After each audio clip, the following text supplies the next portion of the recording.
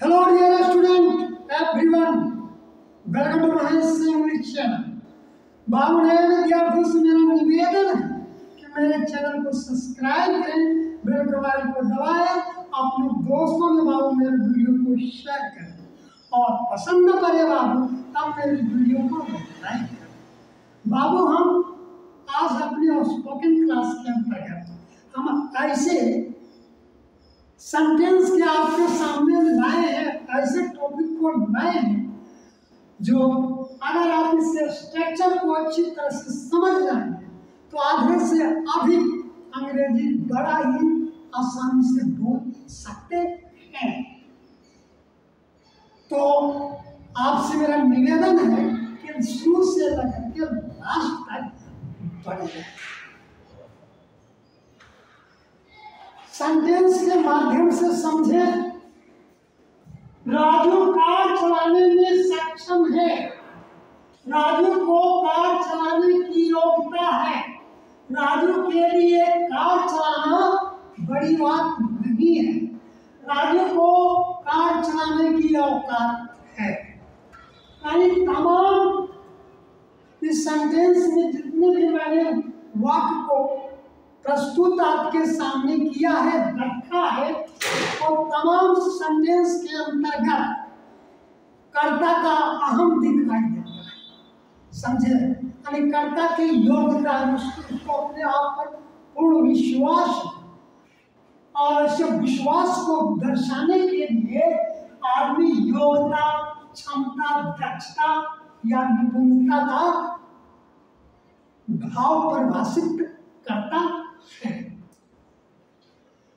और ऐसे सेंटेंस को बनाने का दो स्ट्रक्चर होता है। एक स्ट्रक्चर होता है बाबू सब्जेक्ट प्लस इज या एम या are plus infinite plus OW करके वाक्य को बनाया जाता है। अब दूसरा है प्रेजेंट इंडेफिनिट टेंस के अंतर्गत, और प्रेजेंट टेंस का वाक्य हुआ प्रेजेंट इंडेफिनिट टेंस के अंतर्गत वाक्य जब होता है ऐसे सेंटेंस तो उसका बनाने का स्ट्रक्चर होता है बाबू सब्जेक्ट प्लस नोन, यानी V1 knows V5 plus how plus infinite plus V1 plus OW करके वाक्य को बनाया जाता है। अब आए सेंटेंस के माध्यम से राजू कार चलाने में सक्षम है। तो Raju is able to drive a car. Raju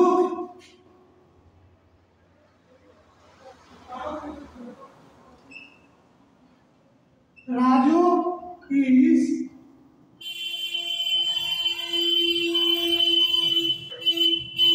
drive a car।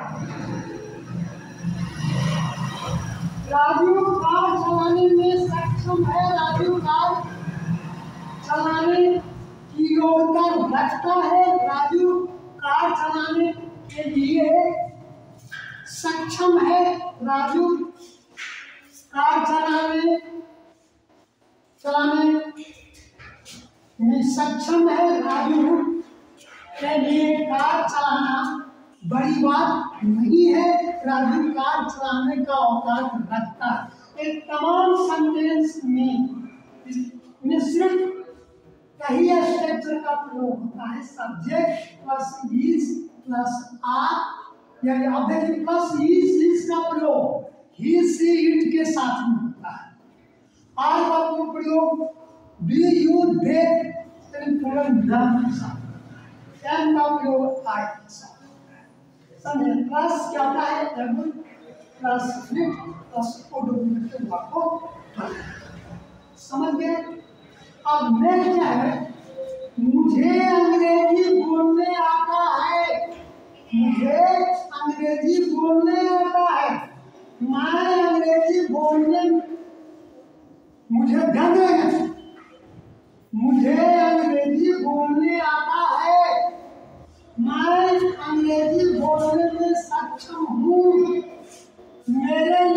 अंग्रेजी बोलना बड़ी बात नहीं है।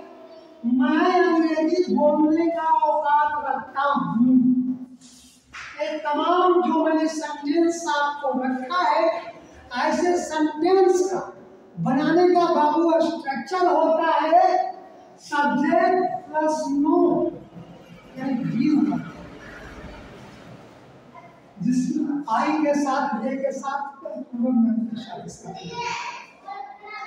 सब्जेक्ट रहेगा। नोस भी ये जो है ही सी इट विद सिंगल के साथ होता है। प्लस क्या होता है हाउ टू, मैं कैसे अंग्रेजी बोलना जानता हूँ। इस तरह के सेंटेंस को क्या कहता है, आइडेंटिफाई करता है ये स्ट्रक्चर। समझ गए ना? प्लस फिर प्लस V1 प्लस और W करके बात को बनाया जाता है। मुझे अंग्रेजी बोलने आता है, मैं अंग्रेजी बोलने में सक्षम हूँ, मेरे लिए अंग्रेजी बोलना बड़ी बात नहीं है। मैं अंग्रेजी बोलने का औकात रखता हूँ। I know, I know how to speak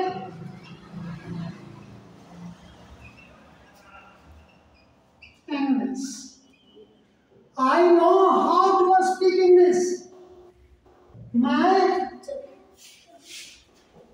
अंग्रेजी बोलने में सक्षम हूँ।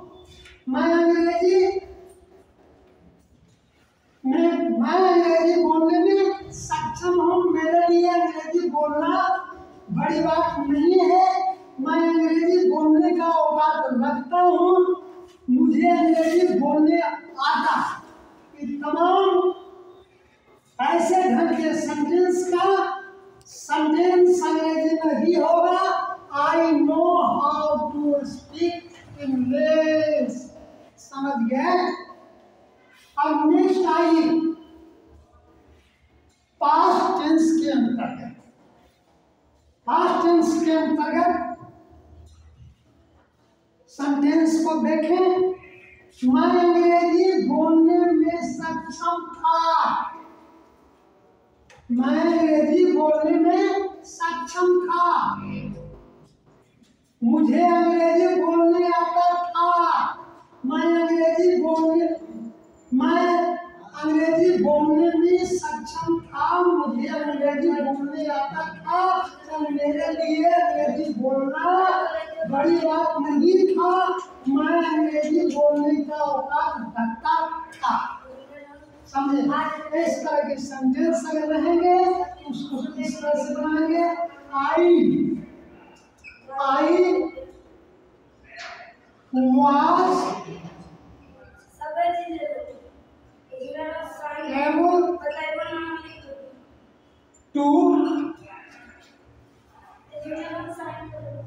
speak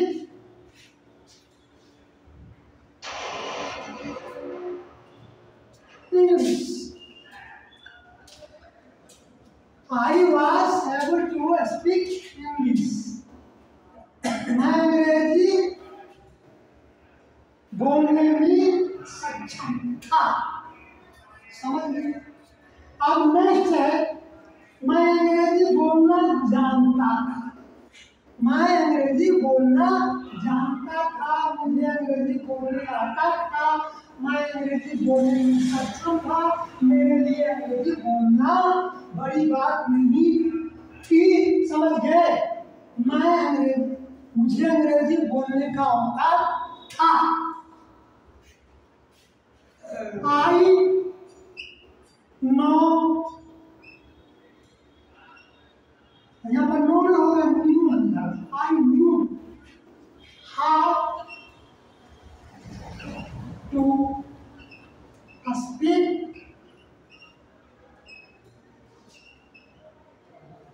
English. अब देखिए वर्ब टू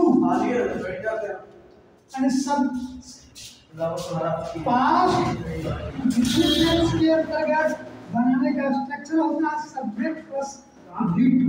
तो यहाँ पर भी इसका जो दिया स्ट्रक्चर होगा बाबू subject plus V2 plus half 2 plus V1। और यहाँ पर जो है न्यू मैंने जो किया ये न्यू क्या है वर्ब का दूसरा रूप ना सेकंड रूप फॉर्म ना I know how to speak English. मैं अंग्रेजी बोलना जानता था। समझ गए ना समझ रहे हैं ना। और इसका स्ट्रक्चर होता है बाबू सब्जेक्ट प्लस नो है ना V2 समझे plus how two plus V1 plus over यानी आंसर करके वाक्य बनते समझ गए ना। दूसरा है मोहन क्रिकेट खेलने में माहिर था। मोहन क्रिकेट खेलने में माहिर था। Mohan was able to play cricket।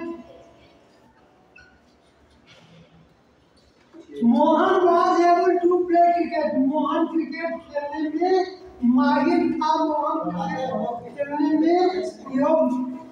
खेलने में योग्य था। मोहन क्रिकेट खेलने मोहन को क्रिकेट खेलने की क्षमता थी। मोहन को क्रिकेट खेलने का अवकाश छोड़ा है। समझ गए ना। ऐसे वर्ड का स्ट्रक्चर हो जाता है सब्जेक्ट प्लस वर्ब या verb plus able two plus V1 plus और वाक्य बोलते हैं। समझ गए ना। दूसरा है इसका पांचवा है अगले साल मुझे कार चलाने आ जाएगा। अगले साल मुझे कार चलाने आ जाएगा। समझे मुझे आई शैल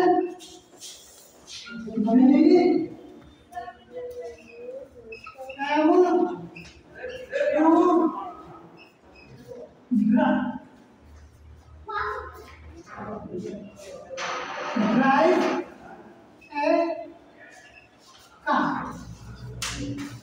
मैं बचपन से ही अंग्रेजी मुझे बचपन से ही अंग्रेजी बोलने आता है। मुझे बचपन से ही अंग्रेजी बोलने आता है। समझे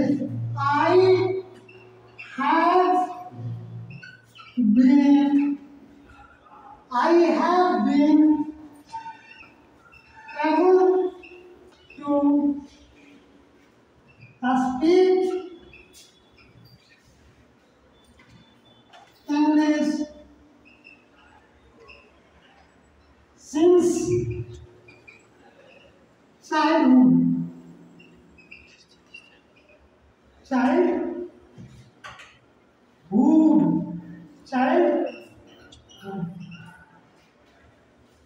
मुझे बचपन से ही अंग्रेजी बोलने आता है। I have been able to speak English since childhood।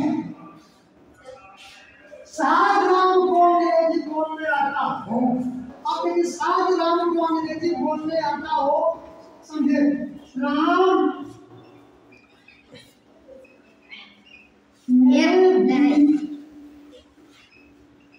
able to speak English। Sadhram को अंग्रेजी बोलने आता हो। राजू को क्रिकेट खेलने में सक्षम होना चाहिए। राजू